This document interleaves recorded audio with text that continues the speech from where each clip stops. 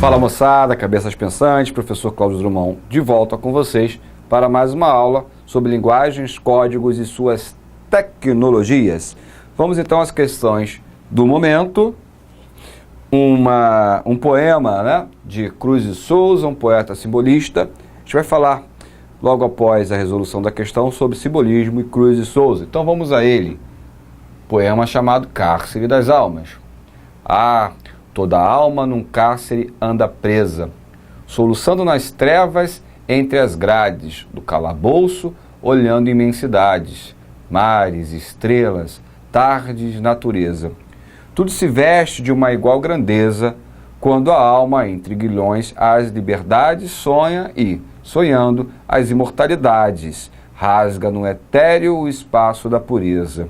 Ó almas presas, mudas e fechadas, nas prisões colossais e abandonadas, da dor no calabouço atroz funéreo.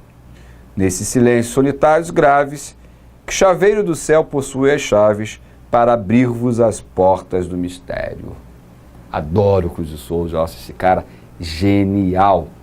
Muito bem, os elementos formais e temáticos relacionados ao contexto cultural do simbolismo encontrados no poema Cárcere das Almas, de Cruz de Souza, são a opção pela abordagem em linguagem simples e direta de temas filosóficos, a prevalência do lirismo amoroso e intimista em relação à temática nacionalista, um refinamento estético da forma poética e o tratamento metafísico de temas universais, a evidente preocupação do eu lírico com a realidade social expressa em imagens poéticas inovadoras, a liberdade formal da estrutura poética que dispensa a rima e a métrica adicional em favor de termos do cotidiano. Em falar em simbolismo em Cruz de Souza, não precisava nem ler o tema, eu sabendo as características do simbolismo do Cruz de Souza, para dizer aqui que dessas opções seria a letra C. Por quê? O simbolismo traz o refinamento estético da forma poética e tratamento metafísico dos temas universais. Você percebe aqui a forma, um vocabulário extremamente rico e a questão cárcere da alma, a alma presa, isso é metafísica, né? O chaveiro dos céus possui a chave para abrir as portas do mistério. A metafísica eu gosto de resumir naquelas dos grandes questionamentos, o que sou, de onde vim, para onde vou, né? Então, são essas questões metafísicas aqui que estão bem presentes nesse texto, que é também, né, nós podemos dizer que é uma temática constante dos poemas desta escola, que é o simbolismo. Então, vamos lá. Simbolismo. O cientificismo e materialismo que predominava na sociedade europeia na segunda metade do século XIX não agradava os simbolistas. O simbolismo reagia contra tudo que representava o materialismo e racionalismo. Ao contrário, pregavam o subjetivismo, o miticismo e a sugestão sensorial. Ou seja, trabalhava com os sentidos, o mítico era o que importava, o subjetivismo era total, nada de objetividade. Tanto que é riquíssimo em figuras de linguagem os textos simbolistas, né? Tanto o simbolismo quanto o parnasianismo, é outra escola que nós falaremos. O parnasianismo ele é contemporâneo do simbolismo, ele acontece simultaneamente com o simbolismo, se preocupavam com a linguagem, talvez porque esses dois movimentos tenham nascido na França, na revista Parnasse Contemporânea, em 1866. O simbolismo buscou uma linguagem que pudesse sugerir a realidade, em vez de retratá-la de maneira tão óbvia como faziam os realistas. Para sugerir a realidade, os simbolistas usavam símbolos, imagens, metáfora, sinestesias, recursos sonoros e cromáticos, que é da cor. Olha, observação de sinestesia, a gente já falou, é um cruzamento de campos sensoriais. Olha o exemplo aqui, um perfume que evoca uma cor, tá? Perfume olfato, cor visão, o som que evoca uma imagem, o som é uma audição, a imagem é a visão, correto? Vamos lá?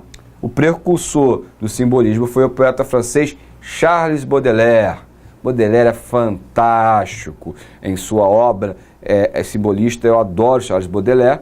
O amigo que tiver curiosidade, a amiga que quiser ler uma poesia de qualidade, só tenham cuidado e não se escandalizem, porque ele traz alguns temas, às vezes, mais satanistas. É uma característica de Baudelaire. Então, não levando isso em consideração, levando isso para o pessoal, a obra dele é riquíssima. Nem todos os poemas dele, óbvio, que falam de satanismo. Se você, por alguma questão, não preferir, não leia os satanistas, mas tem poemas fantásticos e geniais. Então, a poesia buscava abordar, de Baudelaire, temas como miséria, prostituição, bêbados, frequentadores desocupados das tavernas, lugar onde as pessoas bebiam, né? Os bares da época. Pode parecer estranho para muitos, mas ele via poesia em todos esses assuntos. Baudelaire deixou muitos seguidores pelo mundo afora. Características do simbolismo: o misticismo e a religiosidade, isso a gente viu no poema que analisamos. Desejo de transcendência e entregação com o cosmos, né? Com o infinito, com o espaço. Interesse pelo inconsciente e subconsciente. Subjetivismo, falamos, é o oposto do objetivismo. O pessimismo é uma característica dos poetas simbolistas. Cruz de Souza, a gente vai ver isso e vai entender por que, ao olhar para um pouco da sua vida, da sua biografia. Interesse pelo noturno, pelo mistério e pela morte. Retomada de elementos da tradição romântica. Atração pela morte e elementos decadentes da condição humana. Vocês vejam como essas correntes, fala simbolista, uma escola antiga, ninguém faz como simbolismo. O simbolismo, ele tem um quê, ele, por conta da noite, por conta do pessimismo, ele tem um quê com um romantismo, o ultra-romantismo, a segunda geração romântica de Álvares de Azevedo, Lord Byron, e você percebe traços hoje, por exemplo, o que é o gótico, né? O que é música gótica, o que é o gosto pelo gótico, pelo escuro, pelo negro, por temas relacionados à morte, pela depressão. Então você vê que coisas que a gente pode achar muito antigas, porque estudar coisas tão antigas, elas influenciam e continuam influenciando a todo tempo o que é contemporâneo. O simbolismo no Brasil, lá no final do século XIX. Na Europa, o simbolismo teve muito mais destaque do que o parnasianismo. Aqui no Brasil não foi assim. O parnasianismo foi bastante valorizado pelas camadas cultas da sociedade até os primeiros anos do século XX, chamando muito mais atenção do que o simbolismo. Mesmo assim, o simbolismo nos deixou obras e escritores muito significativos. O marco inicial desse movimento no Brasil foi em 1893, com a publicação dos livros Missal e Broquéis, de Cruz de Souza. Maravilhoso livro, espetacular. Só que você precisa lê-lo com um dicionário ao lado. São termos muito rebuscados, são arcaísmos ao tempo todo, palavras que a gente realmente não utiliza no dia a dia, mesmo para professores de língua portuguesa, até porque nós, professores de língua portuguesa, não somos dicionários ambulantes. Nós precisamos ter um dicionário ao lado, tá?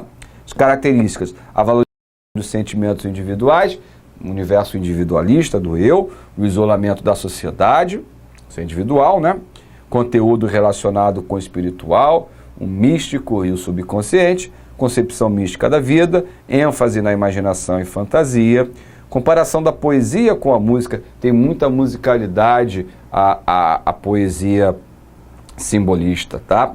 Comparação da poesia com a música, né? Enfoque espiritualista da mulher, envolvendo-a em um clima de sonho. A mulher está sempre assim, num campo meio do sonho, meio inatingível, né? Inalcançável, ela é um sonho. Então é essa perseguição por conta disso. Bem, Cruz de Souza, olha como já começa a vida desse cidadão. Ele é filho de ex-escravos, então ele sofre muito preconceito racial. Então já é uma coisa, por isso o Cruz de Souza é considerado o poeta do branco. A gente percebe muito alvas, pombas não, que é do outro poeta, mas o alvo, a brancura, o lácteo, né, porque é do leite, que é o branco. Então, assim, é muito presente, muito provavelmente por esses traumas causados pelo preconceito que ele sofre por ser negro, né, filho de ex-escravos, ele é negro. Considerado um dos mais importantes poetas da nossa literatura brasileira, é o mais importante poeta simbolista. Seus livros Missal e Broquéis, únicos publicados em vida, marcam o início desse estilo literário no Brasil. Então, quais são as características de suas obras? A gente vai meio que voltar a alguns temas que já foram ditos, mas das obras específicas do Cruz e Souza, temos ligados ao mistério da vida, né? Preocupação formal, né, da forma do texto, bem com uma linguagem, como eu disse, erudita. Temas voltados para os marginalizados e miseráveis, ele se sentia linguagem rica, utilizando a sonoridade das palavras para obter bons efeitos fônicos e musicalidade. Cruz e Souza foi apelidado de Dante Negro pelo seu primor na escrita, né? E escreveu belos poemas. As principais obras, já falamos, né? Missal e Broquéis, as únicas que foram publicadas em vida, Tropos e Fantasias, Faróis e Últimos Sonetos. Principais características no plano temático: a morte, a transcendência espiritual, a integração cósmica, o mistério sagrado, o conflito entre matéria e espírito, a angústia e a sublimação sexual, a escravidão e uma verdadeira obsessão por brilhos e pela cor branca, como eu já havia dito. No plano formal, as sinestesias, que é a mistura dos sentidos, as imagens surpreendentes, a sonoridade das palavras, então uma rima muito rica, uma aliteração também, que é a repetição dos sons consonantais muito presentes, a predominância de substantivos e emprego de maiúsculas, utilizadas com a finalidade de dar um valor absoluto a certos termos. Muito bem, depois de vermos um bocado de Cruz e Souza, um pouco de simbolismo, a gente reviu, né? Que vocês até já tenham visto isso na escola, no ensino médio, mas a gente dá uma relembrada e atacar bem nas suas características básicas. Bem, temos aqui um quadrinho, né? E vejamos aqui. Borges falou e disse: por que o senhor publicou esse livro? Qual foi a sua maior motivação? Fica aqui o fazedor. Motivação? Meu filho, um escritor publica um livro para parar de escrevê-lo. Eu não aguentava mais escrever e reescrever, e revisar, e acrescentar, e suprimir, e reescrever, e consertar palavrinhas, e revisar, e reescrever.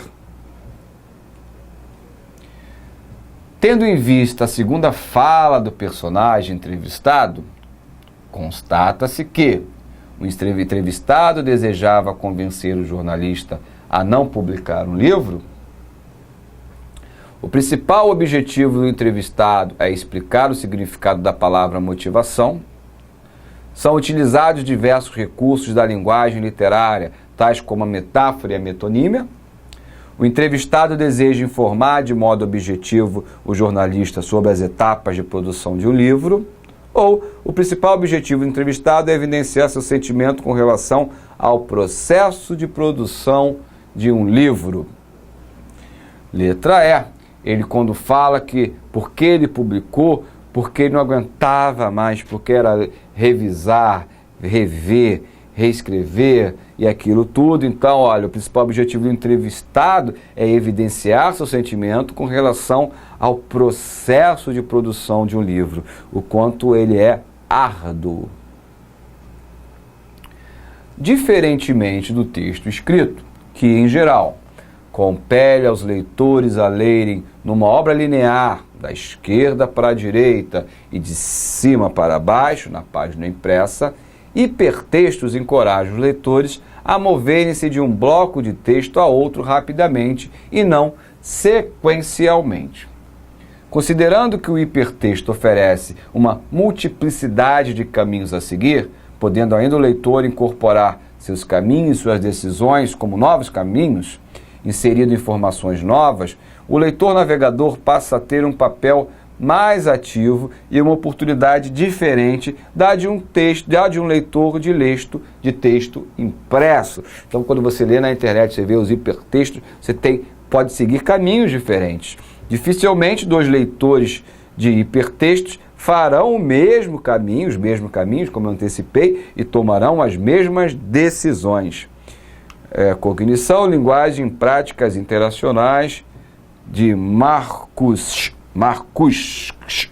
nome esquisito aqui desse cidadão. Muito bem. No que diz respeito à relação entre hipertexto e conhecimento por ele produzido, o texto apresentado deixa claro que o hipertexto muda a noção tradicional de autoria, porque é o leitor que constrói a versão final do texto, ele tem esse poder de criar isso, o autor detém o controle absoluto do que escreve, aí o autor aclara os limites entre o leitor e o autor, propicia um evento textual interativo em que apenas o autor é ativo, o autor, não é o leitor. Só o autor conhece o que eletronicamente se dispõe para o leitor. Eu até dei ênfase na hora que eu li, porque está bem claro que é o leitor que constrói a versão final do texto. Está até aqui, ó. Leitores de hipertexto farão o mesmo caminho, tomarão as mesmas decisões, dificilmente dois leitores do mesmo texto. Então, de hipertexto, eles vão tomar, você tem essa condição de construir a versão final do texto. A partir da metade do século XX, ocorreu um conjunto de transformações econômicas e sociais cuja dimensão é difícil de ser mensurada. A chamada explosão da informação. Embora essa expressão tenha surgido no contexto da informação científica e tecnológica, seu significado hoje, em um contexto mais geral, atinge proporções gigantescas. Por estabelecerem novas formas de pensamento e mesmo de lógica, a informática e a internet vem gerando impactos sociais e culturais importantes. A disseminação do microcomputador e a expansão da internet vem acelerando o processo de globalização, tanto no sentido do mercado, quanto no sentido das trocas simbólicas possíveis entre sociedades e culturas diferentes, o que tem provocado e acelerado o fenômeno de hibridização amplamente caracterizado como próprio da pós-modernidade. De Fernandes, a contribuição das novas tecnologias. Mais textos como o anterior e esse, textos relacionados à tecnologia. Por isso que a área de conhecimento, que engloba a língua portuguesa, a interpretação, é chamado de linguagens, códigos e suas tecnologias. Considerando-se o novo contexto social e econômico, aludido no texto apresentado, as novas tecnologias de informação e comunicação desempenham um importante papel, porque sem elas não seria possível registrar os acontecimentos históricos, facilitam os processos educacionais para o ensino de tecnologia, mas não exercem influência nas ciências humanas, limitam-se a dar suporte aos meios de comunicação, facilitando sobretudo os trabalhos jornalísticos, contribuem para o desenvolvimento social, pois permitem o registro e a disseminação de conhecimento de forma mais democrática e interativa, ou estão em estágio experimental, particularmente na educação, área em que ainda não demonstraram potencial produtivo. Ora, a letra D, eles contribuem para o desenvolvimento social, pois permite um registro e a disseminação, ou seja, vai espalhando, vai disseminando do conhecimento de forma mais democrática e interativa. Democrática porque eu leio aquilo que eu quero, aquilo que eu acho importante. E interativa porque a gente acaba interagindo até socialmente por conta dessa nova tecnologia. 2 textos. É praticamente impossível imaginarmos nossas vidas sem plástico. Ele está presente em embalagens de alimentos, bebidas e remédios, além de eletrodomésticos, automóveis, etc. Esse uso ocorre devido à sua toxicidade e à inércia, isto é, quando em contato com outras substâncias, o plástico não as contamina, ao contrário, protege o produto embalado. Outras duas grandes vantagens garantem o uso dos plásticos em larga escala. São leves, quase não alteram o preço do material embalado e são 100% recicláveis. Fato que, infelizmente, não é aproveitado, visto que, em todo o mundo, a percentagem de plástico reciclado, quando comparado ao total produzido, ainda é irrelevante. Texto 2. Sacolas plásticas são leves e voam ao vento, por isso, elas entopem esgotos e bueiros, causando enchentes. São encontradas até no estômago de tartarugas marinhas, baleias, focas e golfinhos mortos por sufocamento. Sacolas plásticas descartáveis são gratuitas para os consumidores, mas têm um custo incalculável para o meio ambiente. Então a gente vê que os dois textos falam sobre sacolas plásticas, mas com olhares completamente diferentes. Em contraste com o texto 1, no texto 2, são empregadas predominantemente estratégias argumentativas que, está pedindo sobre o texto 2, atraem o leitor por meio de previsões para o futuro, apelam à emoção do leitor mencionando a morte de animais, orientam o leitor a respeito dos modos de usar conscientemente as sacolas plásticas, intimida o leitor as nocivas consequências do do uso indiscriminado de sacolas plásticas ou recorre à informação por meio de constatações para convencer o leitor a evitar o uso de sacolas plásticas. Ou seja, eles recorrem a informações por meio de constatações que vem poluindo, que entope bueiro, que causa inundações, que vem matando animais, para convencer o leitor a evitar o uso de sacolas plásticas. Então, eles recorrem a informações para tentar persuadir aquele que lê o leitor de não utilizar tal produto, ou seja, a sacola plástica. Agora, na comparação dos textos, observa-se que, no texto 1, apresenta um alerta a respeito do efeito da reciclagem de materiais plásticos, o texto 2 justifica o uso desse material reciclado. O texto 1 tem como objetivo precípuo apresentar a versatilidade e as vantagens do uso do plástico na contemporaneidade. O texto 2 objetiva alertar os consumidores sobre os problemas ambientais decorrentes das embalagens plásticas não recicladas. O texto 1 expõe vantagem sem qualquer ressalva do uso do plástico. O texto 2 busca convencer o leitor a evitar o uso de embalagens plásticas. O texto 1 ilustra o posicionamento de fabricantes de embalagens plásticas, mostrando por que elas devem ser usadas. O texto 2 ilustra o posicionamento de consumidores comuns que buscam praticidade e conforto. E letra E, o texto 1 apresenta um alerta a respeito da possibilidade de contaminação de produtos orgânicos e industrializados decorrente do uso de plástico em suas embalagens. O texto 2 apresenta vantagens do consumo de sacolas plásticas leves, descartáveis e gratuitas. A resposta é a letra B. Fica bem claro porque no texto 1 tem como objetivo precípuo, ou seja, principal, apresentar a versatilidade e as vantagens do uso do plástico na contemporaneidade. Olha lá o que ele diz. Imaginarmos nossa vida sem plástico, ele está presente em tudo, ele é atóxico, é inerte quando em contato com outra substância, ele não contamina, ele é leve, ele protege o produto embalado. Então, primeiro, a ideia dele é essa, é fazer com que a gente veja as vantagens do plástico nos dias de hoje. E o segundo, nem vou voltar, que a gente já analisou, objetivo alertar os consumidores sobre os problemas ambientais decorrentes das embalagens plásticas não recicladas. Moçada, espero que tenham gostado e até um próximo encontro. Até!